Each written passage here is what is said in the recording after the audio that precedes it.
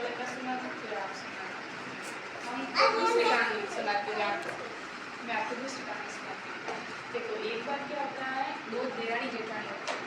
जैसे कि हमारे घर में भी होते हैं ना देरानी जेठानी, जो बड़े होते हैं वो जेठानी होते हैं, जो छोटे होते हैं देरानी। तो ऐसे क्या दो देरानी जेठानी होती है और उनकी एक सास होती है। तो सास क्या दूध दूध का काम करती है, मतलब हमारे घर में भी दूध होता है ना, तो फिर बेचना पड़ता है। तो इसी तरह एक दिन क्या सास ने कहा अपनी दोनों बहू का कि आपको है ना दूध ऐसे नहीं करते, उसको कहानी सुनिए ना, कहानी समझो फिर आपको पूछ। मैंने अभी क्या बताया आपको कहानी में? अभी आपने बताया कि ये बातें कर रहे थे ना, तब बातें क्यों कर रहे थे? चलो मैं आपको अभी बताती हूँ। तो देरानी जेठानी होती है और एक सास होती है। सास अब दोनों देरानी जेठानी को कहती है कि मैं आपको दूध दे रही, दूध देती है देरानी जेठानी को और कहती है कि जो पैसे आप जो दूध बेचोगे फिर आपको पैसे मिलेंगे वो आपको मुझे ला के देने हैं। तो उन दोनों को देरानी जेठानी को दूध दे दिया। तो क्या करती थी कि एक देरानी को दूध जो है ना पीपल का पेड़ होता है ना, पीपल तो पीपल के पेड़ पर वो चढ़ा देती थी। और एक जो जेठानी होती है ना वो क्या करती दूध का गर्म करके दूध पीपल के पेड़ पर चढ़ा देती है। तो इसी तरह महीना हो गया तो सासू माँ ने कहा कि दूध के पैसे तो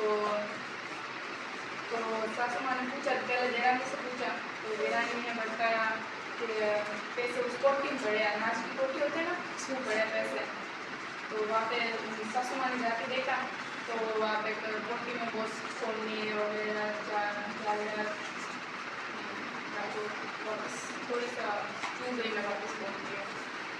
तो क्या पैसे मांगती है ना सासू माँ देरानी से, देरानी का पीपल के पेड़ के पास जाके कहती है कि मेरे पास तो पैसे ही नहीं हैं, दूध तो मैं आपको चढ़ा देती हूँ। मेरी सासू माँ तो समझ रही होगी कि दूध तो मैं लोगों को बेच देती हूँ, पर मैं तो ऐसा करती नहीं हूँ, मैं तो आपको चढ़ा देती थी। भगवान पीपल देवता को कहती हैं और फिर पीपल देवता कहते हैं कि तुम है ना मेरे आसपास जो कंकड़ है ना वो जो कोठी है ना धान की उसमें जाकर वो पत्थर रख देना। तो उसने एक पत्थर उठाया और अपने धान की कोठी में रख दिया। फिर सासू माँ ने पूछा कि दूध के पैसे कहाँ हैं? तो दूध के उस देरानी ने कहा कि ना दूध के पैसे है ना उस कोठी में पड़े हैं, अनाज की कोठी रहते हैं ना वहाँ में। तो सासू माँ ने जाके देखा तो उस कोठी में सोना सोना सब कुछ थे, डायमंड वगैरह होते हैं ना, तो पूरा सोने से सजा हुआ था तो कोठी। उसी तरह एक दिन उस जेठानी को लालच डाला कि इसके पास भी पैसे कहाँ है, वो तो वो जो पीपल के पेड़ को चढ़ाती थी वो।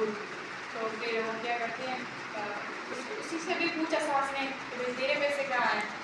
इसने तो बता दी तेरे पैसे कहाँ। तो वो भी जाती है पीपल के पेड़ के पास। पीपल का पेड़ देरानी ने भी ऐसे एक पत्थर लेके गई थी और फिर कोठी में डालने को कहा। तो उसने पीपल ने भी उसी से यही कहा तू भी एक पत्थर ले जा और कोठी में डाल देना अपनी धान की कोठी में। तो उसने क्या किया सारे पत्थर उठा के अपनी धान की कोठी में ले चली गई। उसने अपनी धान की कोठी में रखा। सासू माँ ने पूछा गई कैसे कहा? तो उसने भी ऐसे ही कहा कि धान की कोठी में कैसे पड़े हैं। तो वहाँ पे देखा बहुत सारे चून काटा सब कुछ है। तो ऐसा क्यों हुआ? क्योंकि है ना इसने ना बहुत सारे पत्थर डाल दिए, तो एक पत्थर डालने पर उसमें सारे फिर वो भगवान के पास जाती थी, भगवान मेरे साथ ऐसा क्यों हुआ? मेरी देरानी ने तो रत्न को आपने पैसे दिए मुझे दिख चुके हैं। तो भगवान ने कहा तेरी देरानी है ना दूध होता है ना वो काचा होता है ना, काचा दूध चढ़ाती है, तूने है ना मुझे गर्म करके दूध चढ़ाया था जिससे मेरी त्वचा जल गई। हम भी घर दूध पीते हैं तो हमारी जीभ जलती है ना, उसी तरह है ना उसने क्या किया जेठानी ने ना दूध गर्म करके बाहर दूध चढ़ाया।